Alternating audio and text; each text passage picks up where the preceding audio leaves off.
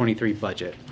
We have just a few announcements before they go into the President's budget. As we disclosed to all of you this morning, the President tested negative as a part of his regular testing cadence.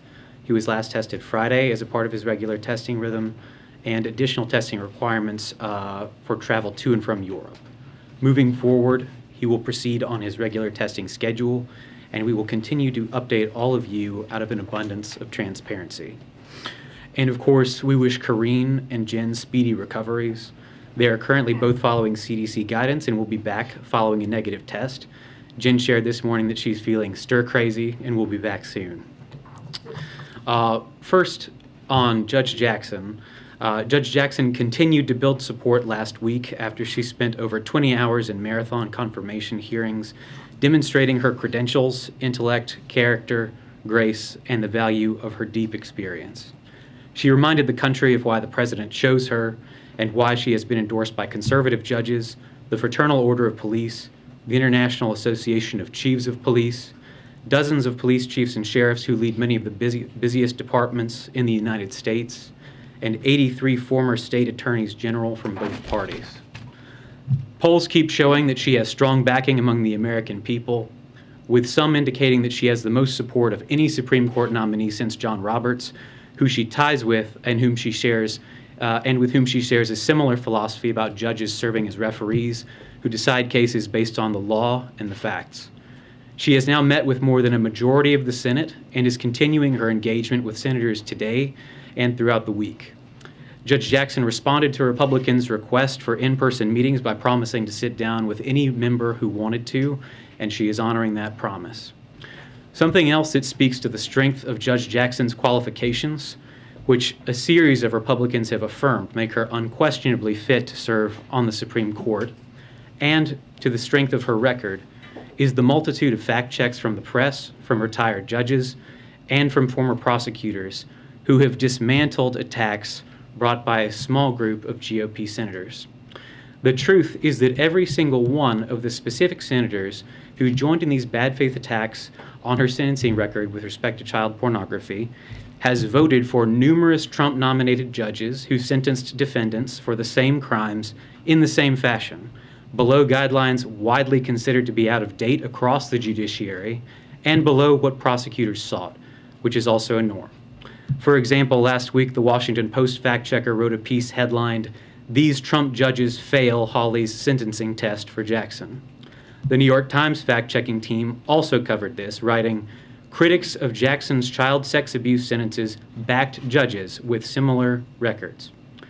The Trump-nominated judges they surveyed received broad support and even included Sixth Circuit Judge Amul Thapar, who was on Donald Trump's shortlist for the Supreme Court.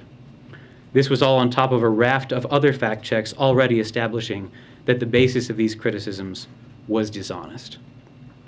And then, in terms of the budget, as you heard the President discuss earlier today, he has released his second budget, which builds on historic deficit reduction his agenda is delivering by means of the fastest economic growth in almost 40 years, on top of record-breaking job creation and unemployment reduction in 2021. The President's budget will help bring more jobs back to America, make us safer at home by increasing funding for police, and more secure in the world by investing in our national security and alliances. And it will pay for these crucial policies by asking the ultra-wealthy, the top 100th of 1% of Americans in terms of income, billionaires and 100 millionaires, to pay an income tax that's aligned with what most people in the workforce pay. We encourage Republicans in Congress to support that approach, rather than their proposal to raise taxes on half of working families and taking health care coverage away from millions, while gutting protections for Americans with pre-existing conditions in order to hand out even more tax giveaways to the wealthiest. Shalanda Young is joining us for the first time in the briefing room. She is the Director of the Office of Management Budget, having been confirmed by the Senate with bipartisan support earlier this month. As director, she serves as a senior advisor to President Biden and plays a critical role in implementing the president's vision across the executive branch. Previously, Shalanda was the acting director of OMB for the last year and the clerk and staff director for the House Appropriations Committee, where she oversaw the $1.3 trillion annual appropriations bills. We're also joined by Cecilia Rouse, who has been here numerous times. who is the chair of the Council of Economic Advisors and a member of the President's Families Cabinet. As a quick introduction, she is a world-respected labor economist who recently served as dean of the Princeton School of Public and International Affairs. She previously served as a member of the Council of Economic Advisors in the Obama-Biden administration and on the National Economic Council in the Clinton administration. And with that, I'm going to turn it over to each of them who will give remarks, and then I'll call on folks for questions. And then once we're done, we're happy to take more questions from you all throughout the day in the press office.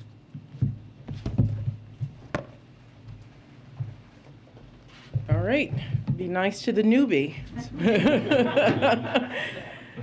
For OMB director, this is like prom day, so I'm very happy to be here with you today. You've heard the president say this, you heard him say it this morning. Budgets are about values. In his 2023 budget puts our values to work in 3 key ways. First is fiscally responsible. The budget shows that we're on track to reduce the deficit by more than $1.3 trillion. This is the largest year-over-year decline in history, and less than half of the deficit the president inherited. And that's no accident. It's a result of the president's strategy to combat the pandemic and grow our economy, a strategy that has built on smart investments and helped jumpstart our recovery. And that strategy has paid off. In 2021, we created more than 6.5 million jobs, the most our country has ever recorded in a single year. Our economy grew 5.7%, the most in 40 years. And the unemployment rate has fallen to 3.8%, the fastest decline in recorded history.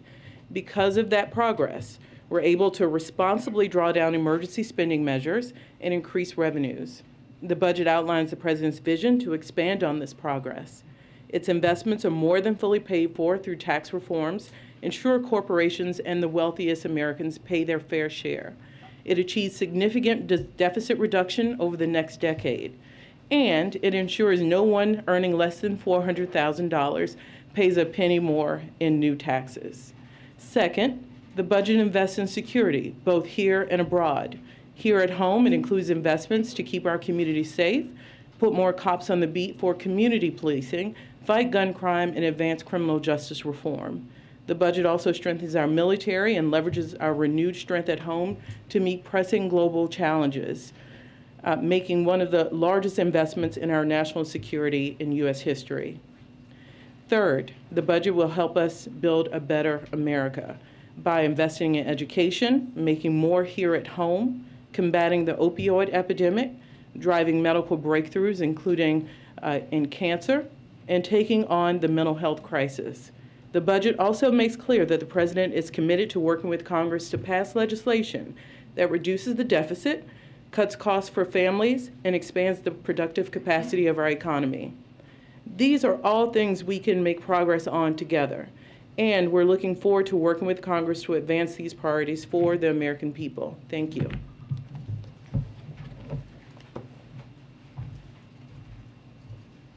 Good afternoon. This budget builds on the solid economic gains of the first year of this administration. The recovery over the last year has been extraordinary, quicker than independent forecasters had projected. Over 2021, real output grew by 5.6%, the fastest since 1984. The unemployment rate fell at its fastest pace since modern data began in 1948. The labor force participation rate of Americans ages 25 to 54 grew by the most since 1979.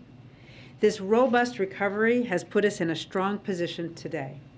The U.S. economy is more than 3% larger in inflation-adjusted terms than it was just before the pandemic, the fastest recovery in the G7.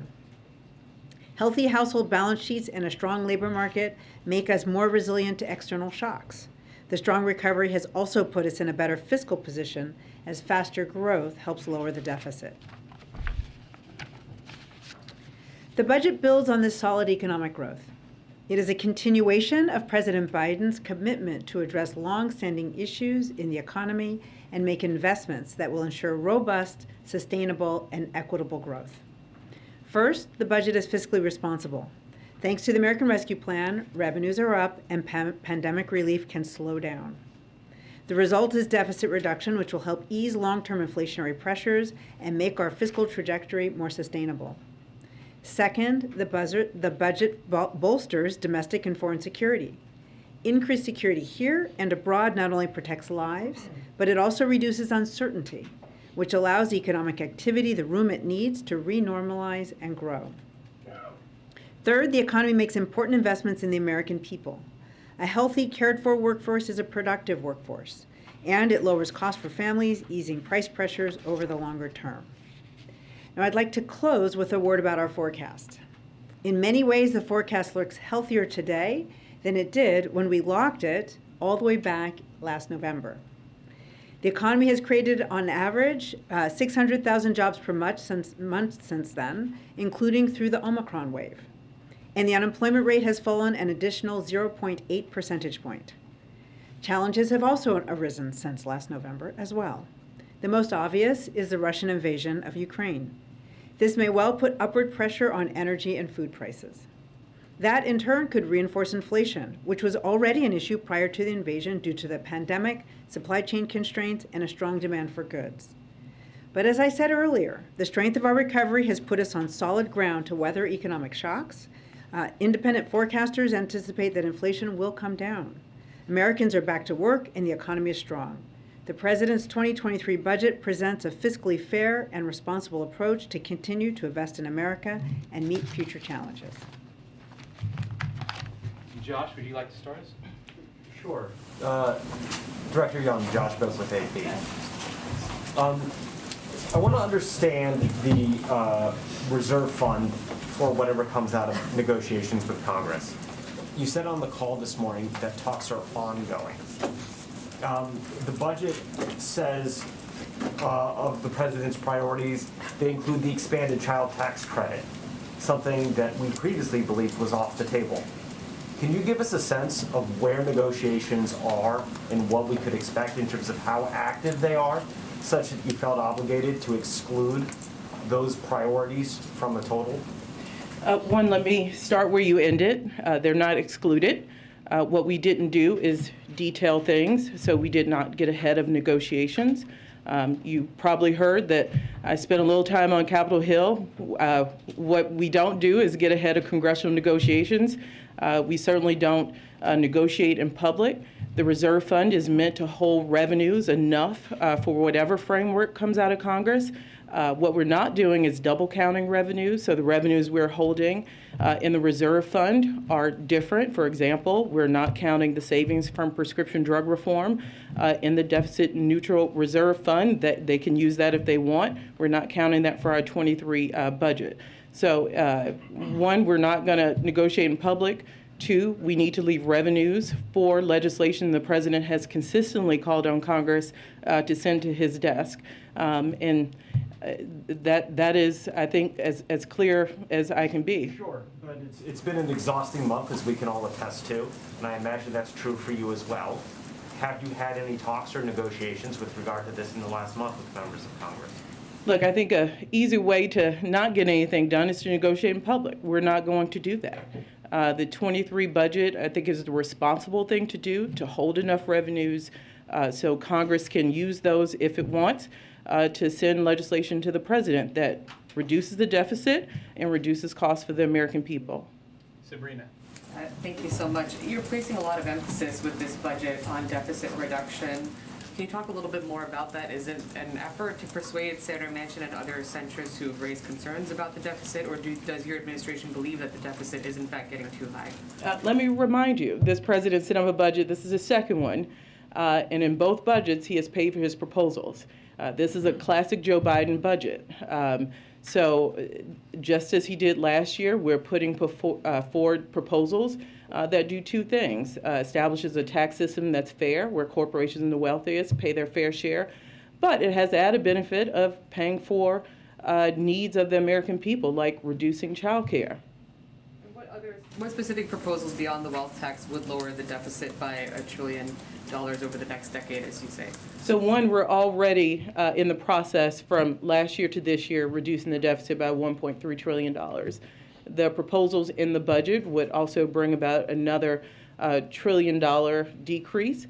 In addition to the billionaire income tax proposal that we have in the budget, we also believe that we should take the individual rate back to 39.6%, and also bring corporate tax rates back up, not even quite back up to where they were before the Trump tax cuts.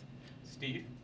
Cecilia, you mentioned that the Ukraine invasion is going to have a complicated inflation. Could you talk a little bit more about that? What should Americans expect? Higher gasoline prices, food? What do you think? So as the president has said, this is an important place for the United States. This is an important moment for democracy. But what we do know is that Putin's invasion of Ukraine will have impacts on both energy prices and food prices. So he has, as the president has said, we can expect that while our sanctions are going to have their focus and most of their impact on the Russian economy, that we can expect that we will see a bit of impact in the United States as well. So the first we're seeing is some impact on gas prices and oil prices. We can also expect through fertilizer and energy prices to see some impact on food. That said, the president is focused on doing what he can to ensure that those increases are contained and that they are not, they're doing what he can to ease them for the American people. So that is, he's worked with our partners to increase an additional 60 million barrels from the Strategic Petroleum Reserve, and he has other options on the table that he will be considering as they come up. In terms of food prices, the U.S., we don't expect a shortage here. Because we are net exporters, but we are acutely aware of the fact that there are regions in the world that depend heavily on exports of wheat in particular and other grains from the Ukraine and Russia, and we're working with our partners to ensure to minimize the impacts globally. Nancy? Just for Dr. Rouse, just following up on what you said, how is the White House preparing to deal with those food shortages, particularly when it comes to wheat, in places like Africa, the Middle East, and the developing countries? And should U.S. farmers grow more wheat this year instead of corn and soybeans, given those possible food shortages? So first of all, we are a net exporter of many of those food commodities, and farmers respond to price signals. And so with the price of food rising, they will be responding by making additional plantings and trying to take advantage of the increased price signal. So the market will work as the market will work. But the U.S. is working with our partners. USAID is right in the middle of it, and other international food organizations to get the food and to ease the price pressures for other countries around the world. Just to follow up on that, to follow up on that, is there, have you considered altering the sanctions to make it clear that there's no restrictions on agricultural trade with Russia? So the sanctions have always had carve-outs for humanitarian needs. The focus of the sanctions was to be on Putin and his close circle, but to minimize to the extent possible the impact on the Russian people. So there has been a carve-out for humanitarian aid, and we will absolutely be working to ensure that they get the food that they need. So you just spoke about thanks, Andrew. I wanted to follow up on what the administration's proposed in police funding. So $3.2 billion is for grants, local and state grants. Then the other $30 billion, the White House has called it, quote, mandatory resources to support law enforcement. What does it mean by mandatory? And how will that money flow to presumably local governments and states for police forces? So as you know, the budget, two major spending categories: discretionary, which will go through the appropriations process. That is where we're asking for the $3.2 billion. There are traditional accounts like the community-oriented policing account and burn jag that the Appropriations Committee already funds. We're asking for increases in those accounts. The mandatory side, it is a new proposal. We would have to work with and are planning to work with the authorizers who typically move mandatory legislation on the parameters of that funding. But what is clear, and you heard the president talk about this earlier, in addition to cops on the beat, we want a community focus. We also know that it takes a comprehensive approach, that police forces around the country should have mental health services, psychiatrists. That's why our community violence initiative, we're asking for money not only in DOJ and in HHS on the discretionary side. So the plan is, on the mandatory side, is a new proposal to work with those authorizing committees to ensure that it is both strong on the policing side, but also have these wraparound services. On the mandatory side, I mean, are there any goals in terms of how many more police officers could be added nationwide, or any priorities? You mentioned a couple of them, but in terms of what you want to see this money used on, and how much leeway will police forces have versus it coming down from the federal government on where the money can go? As you know, these decisions are best made at the local level, not even the state most often. When it comes to policing efforts. So what we plan on doing is working with the judiciary committees to ensure that we provide flexible enough funding, but be very clear that we expect a community focus, and also that we have the wraparound services necessary, including mental health services, to make sure that we bring down violence in our communities. And when you talk about unemployment, do you take into account the You all have millions of said that Americans the- who have lost, who have left their job? Do you take that into account? So we're calling on MJ. You all have said that the inflation estimates for this budget were set in November, and if the invasion were to be taken into account, the outlook would look pretty different. So should we expect an updated analysis from this administration on that front to take into account the invasion? And also, just in terms of the timeline, do you all have an estimate for when people can expect things to level out again? Can we expect that during this calendar year? So we will be doing a mid-session update of our budget later this summer. That is typically what we do. And obviously for next year's budget, we will use a new budget that will not be quite as old, at least for next year.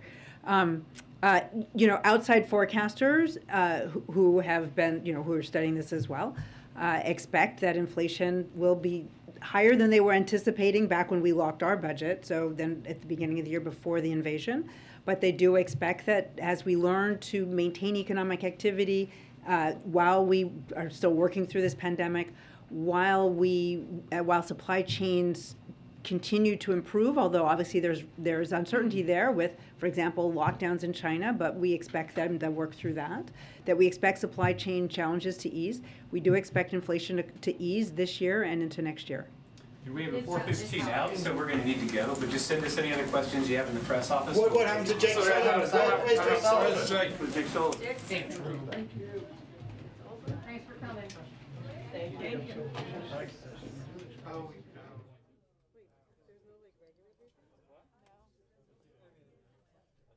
mean, I get that it's great, but I mean, yeah, I know, but